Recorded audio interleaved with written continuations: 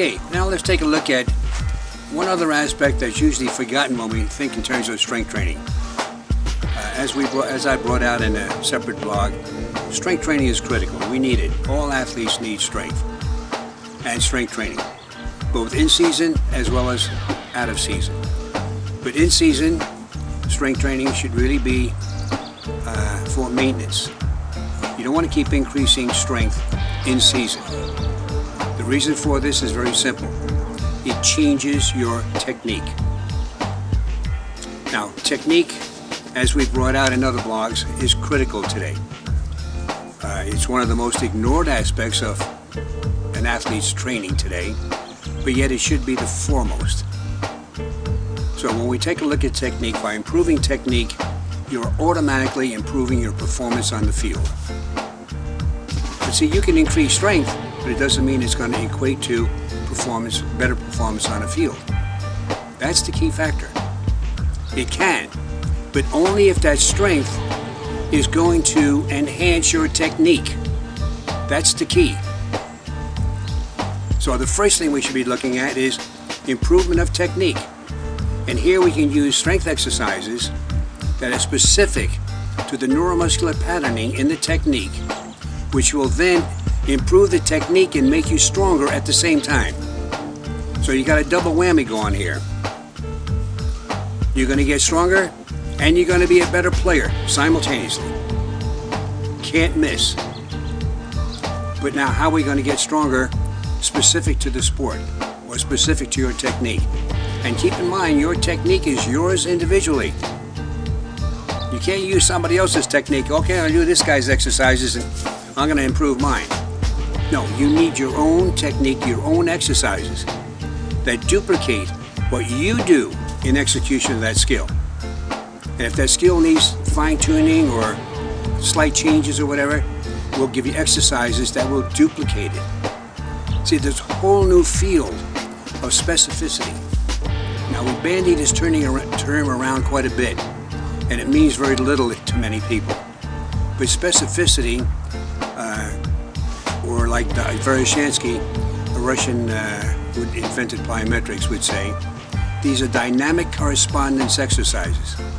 In other words, they duplicate what you do in that technique execution. See, they're dynamic. It's dynamic, it's for real. You're doing the same thing in the strength exercise as you do on the field. But it's not the complete skill. If you're hitting something or throwing or running, well, you're not running in the total skill of running.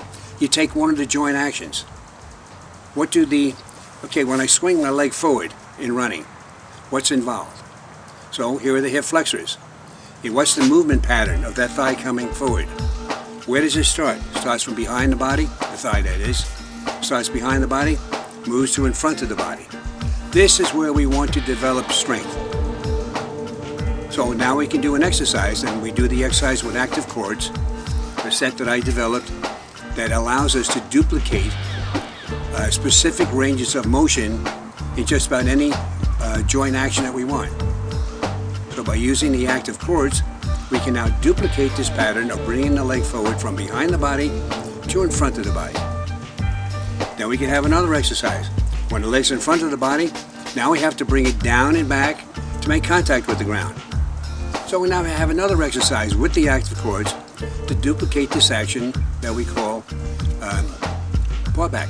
The actual bringing back of the leg to make contact with the ground on the whole foot or mid-whole foot, so that there are fewer braking forces, and which will allow you to run even faster. So take a look at the ankle extension, another key force-producing action in running. How do we duplicate it? So we can do this exercise again with active chords, or we use other methods, and we get into plyometrics and so on. But the key point here is how we can duplicate not only the neuromuscular patterning, but also the same type of muscular contraction. Like in running, if you're a sprinter, it's a very explosive muscle contraction of the calves. It's not a just slow, easy movement as you see in bodybuilding. It's got to be very explosive. So we can duplicate this.